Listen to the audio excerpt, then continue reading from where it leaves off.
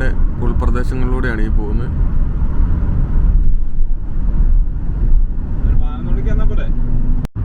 ഇന്നലെ നമ്മൾ അൽമാട്ടിയുടെ കാഴ്ചകളിലോട്ടെല്ലാം പോയി. ഇന്ന് നമ്മൾ കസാക്കിസ്ഥാനിലെ ഇൻറ്റീരിയർ പ്രദേശങ്ങളിലോട്ടാണ് പോകുന്നത്. അത് കഴിഞ്ഞ് നമ്മൾ ബോർഡർ ക്രോസ് ചെയ്ത് കിർഗിസ്ഥാനിലോട്ട് കയറും. അതാണ് പ്ലാൻ. സ്ട്രെയിറ്റ് വഴിയാണ്. അപ്പോൾ ഒരു 80 നമ്മൾ പോകുന്നുണ്ട്, 80 മൈല്. അതിൻ്റെ ആവശ്യമുണ്ട്, അതിന് കൂടി ആവശ്യമുണ്ടെന്ന് എനിക്ക് തോന്നുന്നില്ല. അതൊക്കെയാണ് ഇതുണ്ടോ സ്റ്റെപ്പി ഗ്രാസ് എന്ന് പറയുന്ന ഒരു ഗ്രാസാണിത്.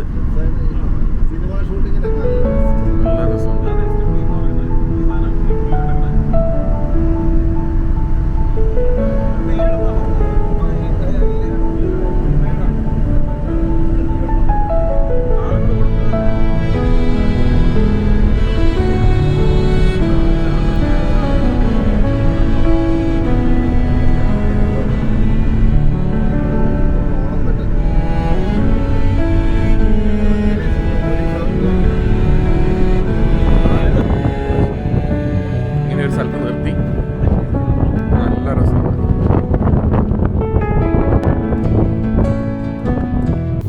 ഇത് മുഴുവൻ ആദ്യം പറഞ്ഞ പോലെ സ്റ്റെപ്പി എന്ന് പറയുന്ന ഗ്രാസാണ്.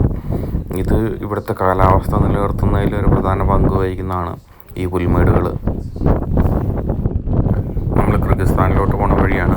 നമ്മൾ ഒരു കെനിയനും കൂടെ കാണാൻ പോകുന്നുണ്ട്. ചിറൈൻ കെനിയൻ എന്നും പറഞ്ഞ്, അമേരിക്കയിലെ ഗ്രാൻഡ് കെനിയൻ പോലെ ഒരു കെനിയനാണ്. അത് കാണാനാണ് നമ്മൾ പോകുന്നത്. അത് കഴിഞ്ഞിട്ട് അവിടെ നിന്ന് കിർഗിസ്ഥാനിലോട്ട് പോകും. അതാണ് നമ്മുടെ പ്ലാൻ.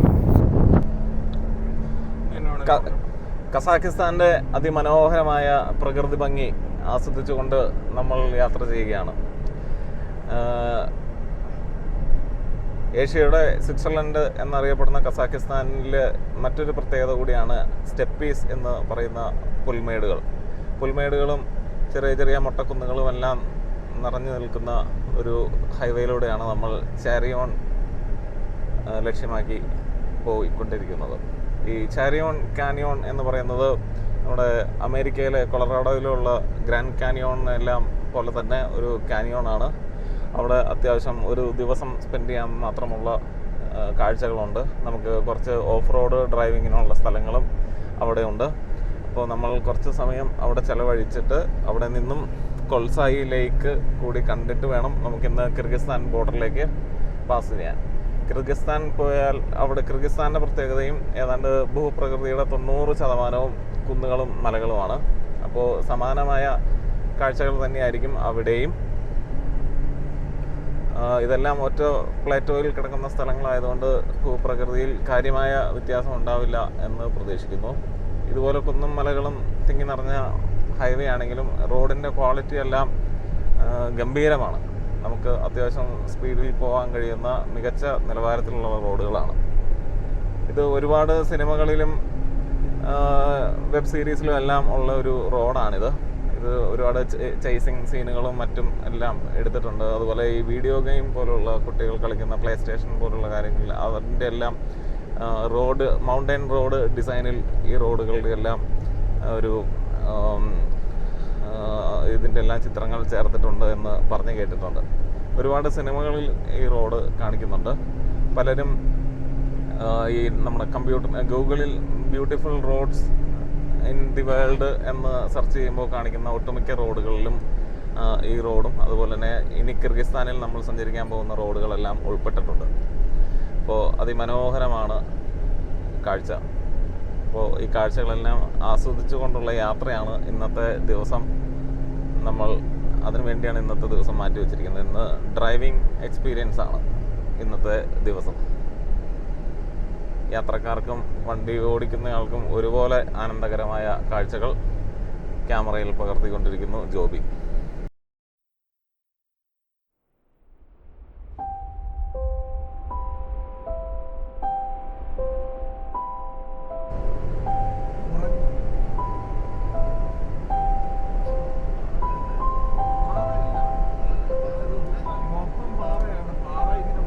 ഇവിടങ്ങളെല്ലാം എർട്ട് ക്യാമ്പുകൾ ഇഷ്ടംപോലെ ഉണ്ട്. ആളുകളെല്ലാം ഹൈക്കിങ്ങിനും അതുപോലെ ക്യാമ്പിങ്ങിനും എല്ലാം വരുന്ന ഒരു പ്രദേശം കൂടിയാണ്. എർട്ടുകൾ ഇഷ്ടംപോലെ അവിടെ ഇവിടെ എല്ലാമായിട്ട് കാണാം. കണ്ട എർട്ടുകളെല്ലാം ഒരു ചെറിയ കച്ചവട സ്ഥാപനങ്ങളായിരുന്നു എന്ന് തോന്നുന്നു. അതിൻ്റെ മുന്നിൽ ഭക്ഷണ സാധനങ്ങളുടെ എല്ലാം ചിത്രങ്ങൾ വെച്ചിട്ടുണ്ട്. ചെറിയൊരു റെസ്റ്റോറൻറ്റ് പോലെ എന്തോ ക്രമീകരിച്ചിരിക്കുന്നതാണ്. കാരണം ഈ ഏരിയയിലൊന്നും ഇനി ടൗണോ കാര്യങ്ങളൊന്നുമില്ല. നമ്മളിനി പോകുന്ന സ്ഥലങ്ങൾ മുഴുവൻ വിജനമായ ഏരിയകളാണ്. കച്ചവട സ്ഥാപനങ്ങളോ ഒന്നും തന്നെ ഇല്ല, വീടുകളോ ഒന്നും തന്നെ ഉണ്ടാവില്ല.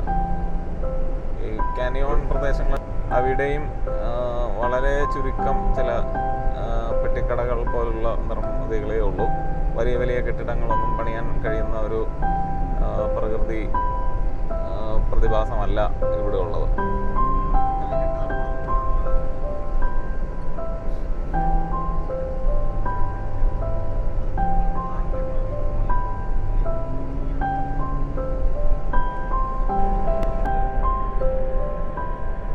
ടാപ്പും വെള്ളമൊക്കെ ഉണ്ട് കേട്ടോ.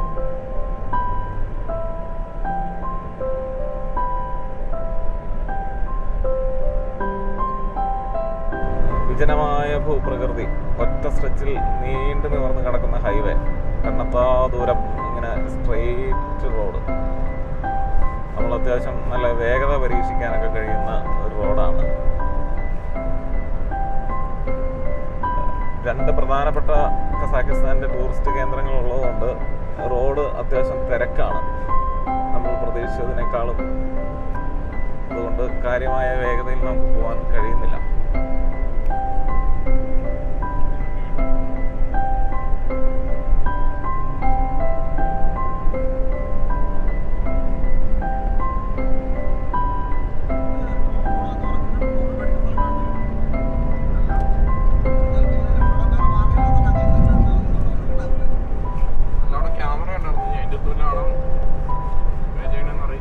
ചാട്ടം ചാട്ടം ചാട്ടം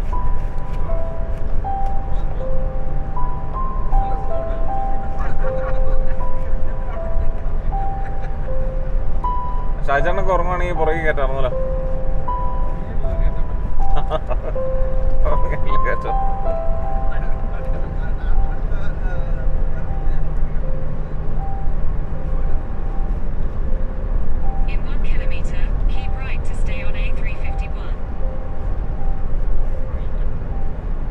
ലെഫ്റ്റ് തിരിയരുതെന്നുള്ളേ ഉള്ളൂ. നേരെ പോവാന്നല്ലേ. പോലീസ് കണ്ടോ?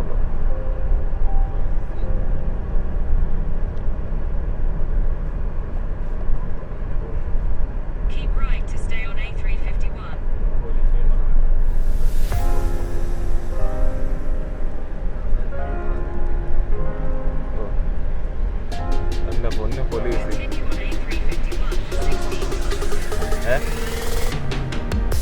പോലീസ് കണ്ടായിരുന്നു. നമ്മളെന്തോ ഭാഗ്യത്തിന് രക്ഷപ്പെട്ടതാ. വഴി നീളെ പോലീസ് ചെക്കിങ്ങും മറ്റുമുണ്ട്. അതുകൊണ്ട് ഓവർ സ്പീഡ് ഒട്ടും അഡ്വൈസബിൾ അല്ല. പോകാൻ പരമാവധി എല്ലാവരും പോകാൻ ഉദ്ദേശിക്കുന്നവരെല്ലാം രാവിലെ ഹോട്ടലിൽ നിന്നും ഇറങ്ങുക, സ്ഥലങ്ങൾ കാണാൻ ആവശ്യത്തിന് സമയമിടുക, അനുവദനീയമായ വേഗതയിൽ വാഹനം ഓടിക്കുക എന്നുള്ളതാണ് അഡ്വൈസ് ചെയ്യാനുള്ളത്. പോലീസ് ചെക്കിങ് എല്ലായിടത്തും ഉണ്ട്. നമ്മൾ ടൂറിസ്റ്റുകളാണ് അറിഞ്ഞുകൊണ്ടും നമ്മുടെ കയ്യിൽ ഡോളർ അടക്കമുള്ള കറൻസി ഉണ്ട് എന്നറിഞ്ഞുമാണ് അവർ നമുക്ക് ഫൈൻ ചുമത്തുന്നത്.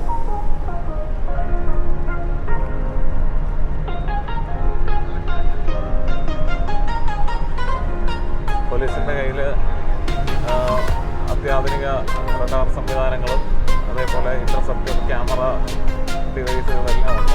അതുകൊണ്ട് അവർ നമ്മളെ കൃത്യമായി മോണിറ്റർ ചെയ്യുന്നുണ്ട്. കണ്ണിൽപ്പെടാതെ സൂത്രത്തിൽ കടന്നു കളയാം എന്ന ചിന്ത അസ്ഥാനത്താക്കിക്കൊണ്ട് മിനിങ്ങാന്ന് നമ്മളെ പോലീസ് ഓവർ സ്പീഡിന്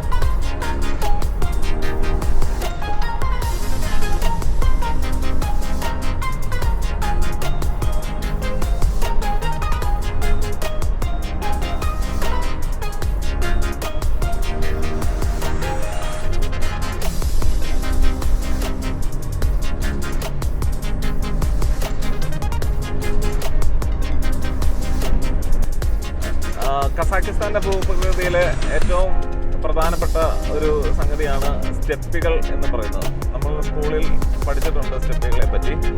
അത് നമ്മൾ കഴിഞ്ഞ ദിവസങ്ങളിൽ പോയ അറാൾ സീയുടെ ആ തീരത്തു നിന്നും ഉത്ഭവിച്ച് കസാക്കിസ്ഥാനിലൂടെ സഞ്ചരിച്ച് മംഗോളിയയിലെ അൾട്ടായി പർവ്വതനിരകളിൽ അവസാനിക്കുന്ന ഒരു പുൽമേടാണ് സ്റ്റെപ്പി എന്ന് പറയുന്നത്. അത് ഏതാണ്ട് ലോകത്തെ ഏറ്റവും വലിയ സ്റ്റെപ്പിയാണ് ഈ കസാക്കിസ്ഥാനിലൂടെ കടന്നു പോകുന്നത്. ഏതാണ്ട് 5000-ഓളം സ്ക്വയർ കിലോമീറ്റർ ഏരിയ വിസ്തൃതിയാണ് ഈ സ്റ്റെപ്പികൾക്കുള്ളത്. ലോകത്തെ ഏറ്റവും വലിയ സ്റ്റെപ്പി. അത് കാണുമ്പോൾ നമുക്ക് പ്രത്യേകിച്ച് ഒന്നും തോന്നില്ല. വെറുതെ വിജനമായി കിടക്കുന്ന ഒരു ഭൂപ്രകൃതി, അതിൽ മുഴുവനും സ്വാഭാവികമായി വളർന്ന് രൂപപ്പെട്ടു വന്ന പുല്ലുകൾ, അത് ഓരോ കാലാവസ്ഥയ്ക്ക് അനുസരിച്ച് സ്നോ വീഴുമ്പോൾ ചിലപ്പോൾ ഒന്ന് വാടും, അതിനുശേഷം അടുത്ത സ്പ്രിംഗ് വരുമ്പോൾ വീണ്ടും പുഷ്ടിക്കും. അങ്ങനെ നിൽക്കുന്ന ഒരു പുൽമേട് എന്ന് മാത്രമേ അതിന് അർത്ഥമുള്ളൂ. പക്ഷെ അത് ഇത്രയും സ്ക്വയർ കിലോമീറ്റർ ഏരിയയിൽ ഇങ്ങനെ നിലനിർത്താൻ കഴിയുന്നു, അല്ലെങ്കിൽ അതങ്ങനെ നിലനിൽക്കുന്നു എന്നുള്ളത് ഒരു ലോകാത്ഭുതങ്ങളിൽ ഒന്നായിട്ട് തന്നെ പരിഗണിക്കപ്പെടുന്ന ഒരു സംഗതിയാണ്. നമ്മുടെ കാനിയോണിലേക്കുള്ള യാത്രയുടെ ഇരുവശത്തും ഈ സ്റ്റെപ്പി ഇതുണ്ട്. ഇനി നമ്മൾ തുടർന്ന് യാത്ര ചെയ്യാൻ പോകുന്ന കിർഗിസ്ഥാൻ്റെ ചില ബോർഡറിന് തൊട്ട് മുമ്പുള്ള പ്രദേശങ്ങളിലാണ് സ്റ്റെപ്പിയുടെ ഒരു സാന്ദ്രത കുറച്ച് കൂടുതലായി നമുക്ക് കാണാൻ കഴിയും. അപ്പോൾ സ്റ്റെപ്പികൾ അക്ഷരാർത്ഥത്തിൽ ഒരു ലോകാത്ഭുതം തന്നെയാണ്.